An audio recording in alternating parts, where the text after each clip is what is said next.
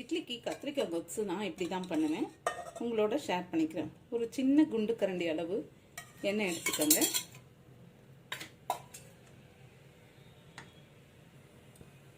எண்ணெய் காஞ்சதும் கடுகு உளுந்து போடுங்க.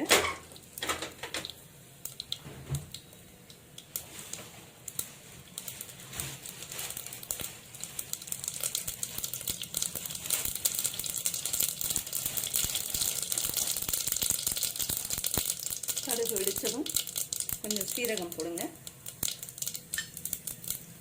கொஞ்சம் கருவேப்பிலை,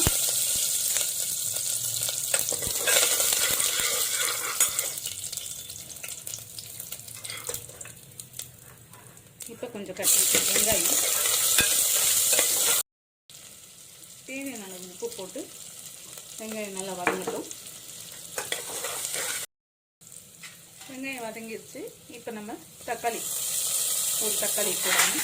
1/4 கிலோ கத்திரிக்காய்க்கு ஒரு வெங்காயம், ஒரு பெரிய தக்காளி போட்டு நல்லா வதக்கணும்.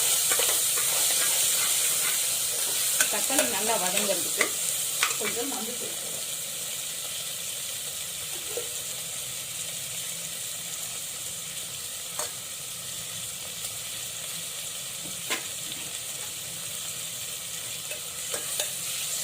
ஒரு பச்சை மிளகாய், பெரிய பச்சை மிளகாய் வெட்டி போட்டிருக்கேன்.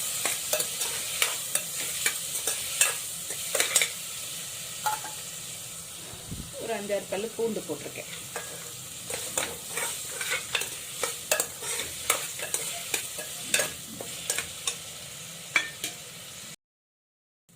இப்போ நம்ம எண்ணெய் ஊற்றி கடுகு உளுந்து வெடிக்க போட்டு சீரகம் போட்டு ஒரு 5-6 பல்லு பூண்டு போட்டிருக்கோம்.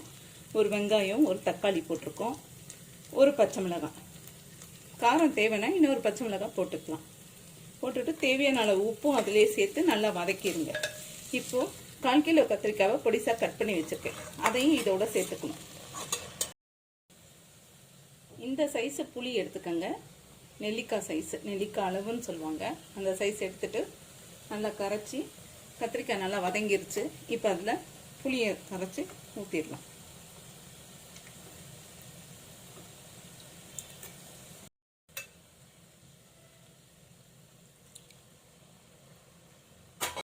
இதுக்கு மிளகாத்தூளோ இல்லை தனியாத்தூளோ தனி மிளகாத்தூளோ எதுவுமே தேவையில்லை. நம்ம தான் பச்சை மிளகாய் போட்டிருக்கோம்ல, அந்த காரமே போதும். இப்போ ரெடி ஆகிடுச்சு. இப்போ ஒரு கிளாஸ் தண்ணியை ஊற்றணும்.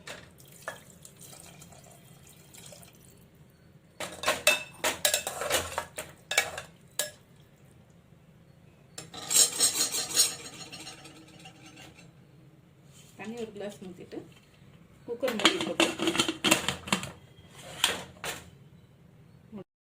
மூடி போட்டு மூடிட்டு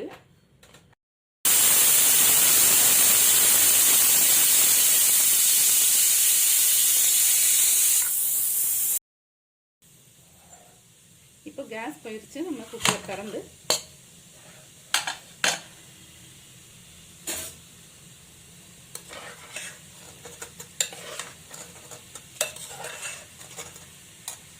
இப்போ இது ஒரு பருப்பு கடையிற மட்டை வச்சு நல்லா கடைஞ்சிட்டு யூஸ் பண்ண. கொஞ்சம் கொத்தமல்லி இலையை இந்த மாதிரி தூவிட்டு கிண்டி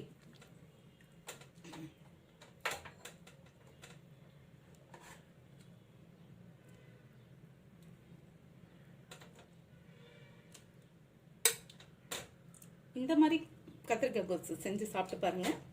எப்படி இருக்குன்னு எனக்கு கமெண்ட்டில் சொல்லுங்கள். நார்மலாக சாப்பிட்ற இட்லியை விட கூட 2 இட்லி எக்ஸ்ட்ராவே சாப்பிடுங்க. டேஸ்ட் ரொம்ப நல்லாயிருக்கும். ட்ரை பண்ணி பார்த்துட்டு எனக்கு கமெண்ட்டில் சொல்லுங்கள். இந்த வீடியோ உங்களுக்கு பிடிச்சிருந்ததுன்னா லைக் பண்ணுங்கள், ஷேர் பண்ணுங்கள், சப்ஸ்கிரைப் பண்ணி எனக்கு சப்போர்ட் பண்ணுங்கள்.